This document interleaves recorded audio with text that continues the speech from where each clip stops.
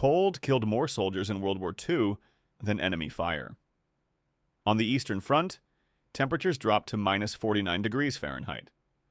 German soldiers froze in their foxholes. Their weapons seized. Their vehicles stopped.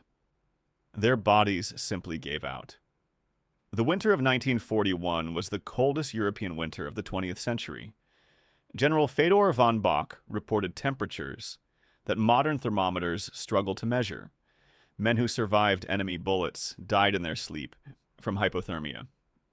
But Soviet soldiers survived the same cold. American soldiers in the Battle of the Bulge learned tricks that kept them alive when medical evacuations were impossible. The total number of cold injury cases across all theaters for the entire war reached 91,000. In just 7 months, the Fifth Army recorded over 5,700 cases of trench foot alone. Many wounded soldiers froze to death before rescue could reach them. These were not weak men. These were combat veterans who had survived artillery, machine guns, and hand-to-hand fighting. The cold killed them anyway, but some units had knowledge that others did not. Hunter-trader-trapper methods passed down through generations. Techniques that required no fire, no special equipment, no supplies that might not arrive, just 7 warmth hacks that turned newspapers into insulation, blankets into boots, shared body heat into survival. This is the knowledge that kept men alive at minus 40. And most modern survivalists have never heard of it. Number 1. The newspaper insulation trick. In February 1945, the Stars and Stripes published an article about the 8th Infantry Division. These soldiers were fighting 2 enemies at once. The Germans in front of them, the winter all around them.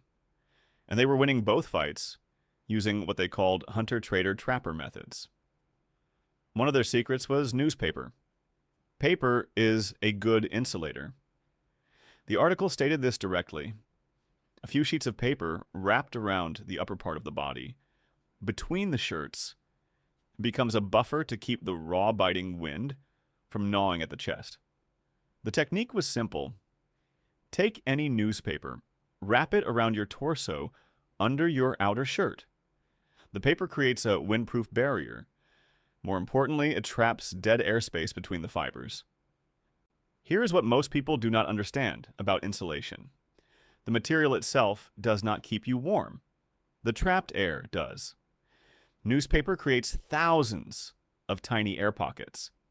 Each pocket holds still air. Still air does not conduct heat away from your body. The soldiers also stuffed paper between blankets. This made sleeping warmer. They stuffed paper in their boots between sock layers. This insulated feet from frozen ground. Paper between shoes and overshoes served 2 purposes. It insulated the feet, and it anchored misfit foot gear together when proper sizing was not available. German soldiers on the Eastern Front discovered the same trick independently. It was common for them to stuff straw or newspapers between their clothing and in their boots to add layers and trap warmth. This technique requires no special equipment, no supply chain, just paper that can be found almost anywhere. And it works in conditions that freeze modern synthetic materials solid. Number 2, the 2-shirt switch. The 8th Infantry Division followed an old guide's theory. 2 wool shirts are the equal, less the weight and bulk, of 1 shirt and an overcoat. This sounds counterintuitive. How can 2 thin shirts match 1 thick coat? The answer is layering and moisture management. Here is what happens when you wear a single heavy layer. You sweat. Even in freezing temperatures, physical exertion creates perspiration. That sweat soaks into your clothing. Wet clothing loses its insulating properties. You get cold. Then you get colder. Then you die.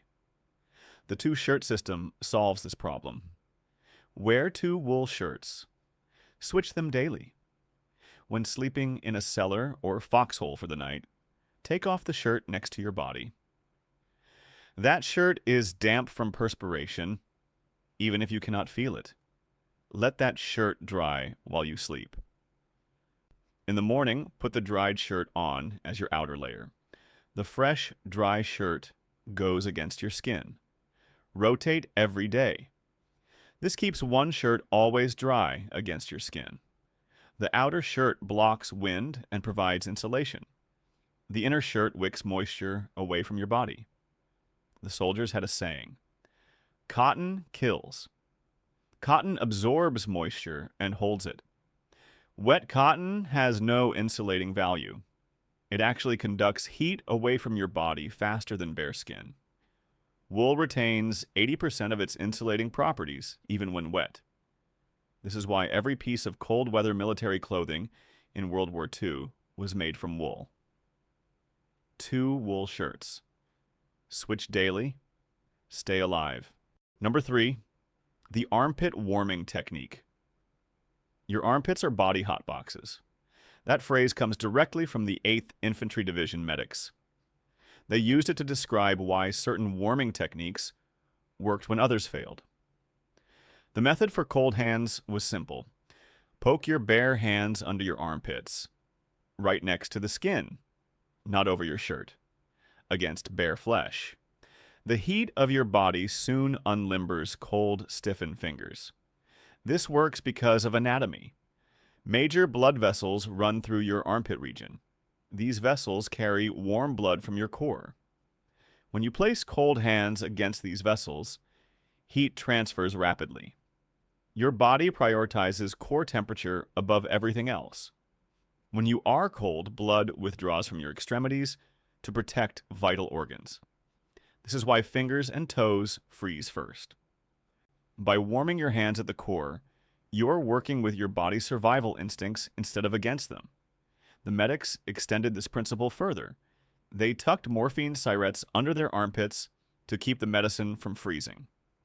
At minus 40 degrees, medication freezes solid. Frozen morphine cannot be injected into wounded soldiers. One bright medic figured out that plasma jars could be stored under Jeep hoods. Engine heat prevented freezing during transport. This became standard operating procedure. The principle applies to anything that must stay warm. Your core generates heat constantly. Your armpits, your groin, your neck. These are access points to that heat. Use them. When your fingers go numb, do not blow on them. Do not rub them together.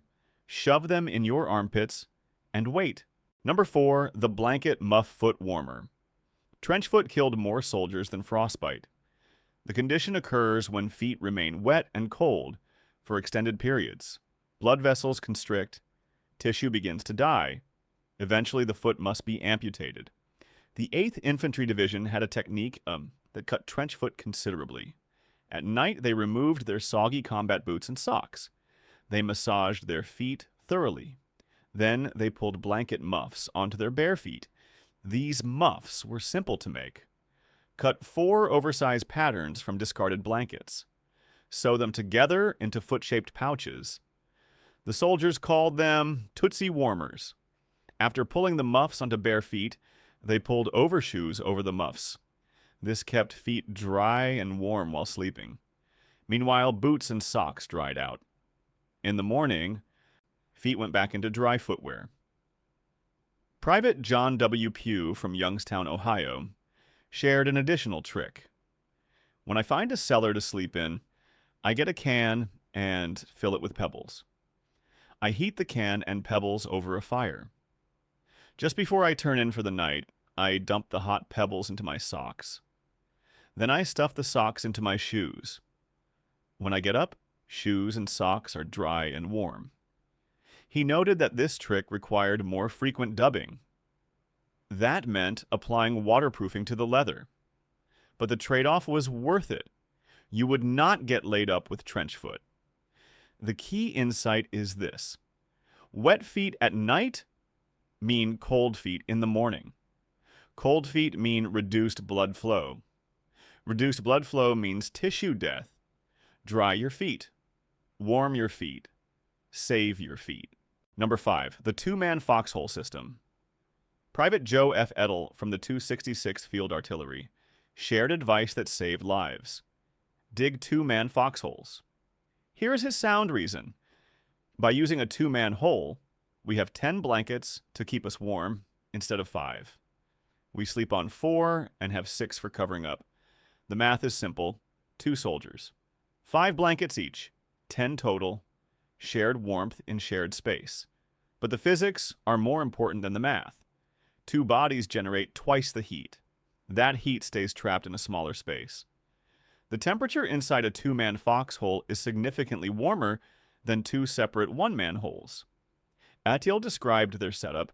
Shelter halves go on the bottom, over straw when we can get it, or over a mattress of fir boughs. We had no trouble getting boughs in the Hurtgen forest. The bough mattress technique came from camping traditions. Tips of the boughs point toward the head. Butts of the boughs point toward the feet. This creates a springy insulating layer between your body and frozen ground. Here is what most people do not understand about sleeping in cold conditions. The ground steals more heat than the air. Earth conducts heat away from your body far faster than still air. You can pile blankets on top of yourself and still freeze if you have nothing beneath you. The official medical advice from Colonel J.E. Gordon of the Surgeon General's office was direct. Sleep with as much insulation below your body as above. Two-man foxholes. Bough mattresses. Shared blankets above and below.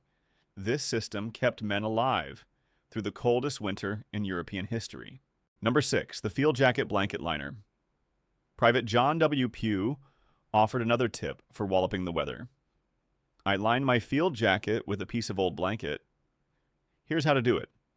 Spread the blanket flat, open the jacket, and lay it on the blanket.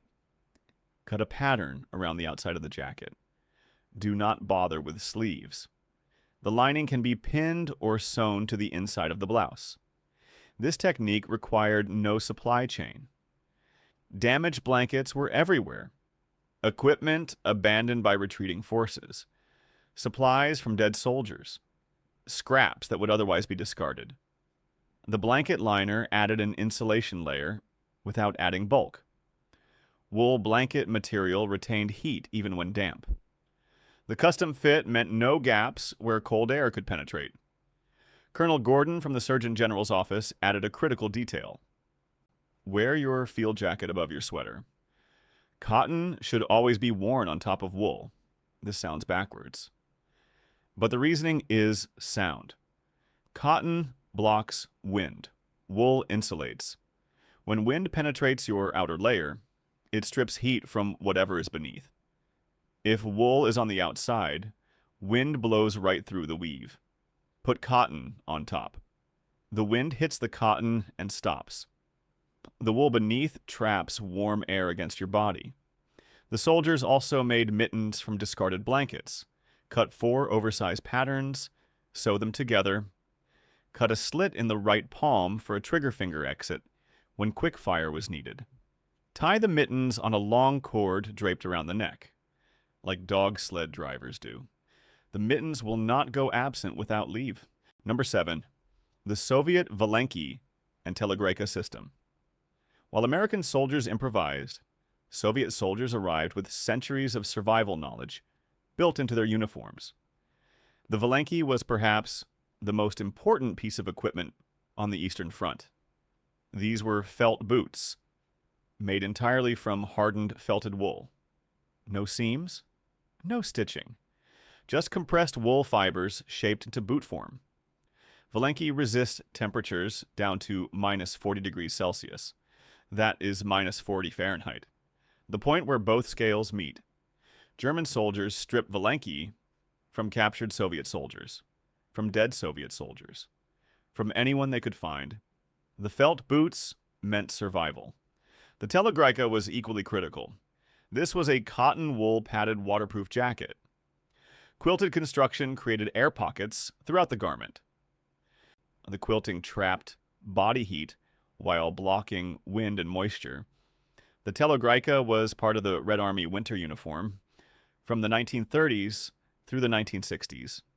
It was used extensively during the Winter War against Finland and throughout World War II. When worn with valenki and an ushanka, the famous fur hat with ear flaps, a wearer could comfortably remain warm in sub-zero temperatures for long periods. The ushanka deserves its own mention. Ear flaps fold down for extreme cold. They can be tied under the chin or over the head. The hat covers ears, forehead, and back of neck. 40% of body heat escapes through your head. German soldiers had none of this. The Wehrmacht expected quick victory. Winter uniforms were not produced in quantity. SS troops were well supplied with thick winter clothing. Most regular German soldiers were inadequately clothed and never had access to proper gear. The Soviets did not defeat Germany with superior firepower. They defeated Germany with superior preparation for the cold. 7 warmth hacks: newspaper insulation, the 2-shirt switch, armpit warming, blanket muff foot warmers, 2-man foxholes, field jacket liners, the Soviet Valenki and Telegrika system. None of these required fire. None required modern technology. None required supply chains that might never arrive. They required knowledge that most modern survivalists have never encountered. World War II soldiers faced conditions that would kill most people today. Minus 40 degrees. Frozen foxholes. Wet clothing. No evacuation possible. 91,000 cold injury cases across all theaters. Thousands of men who lost fingers, toes, and feet. Many who lost their lives to cold that crept in while they slept.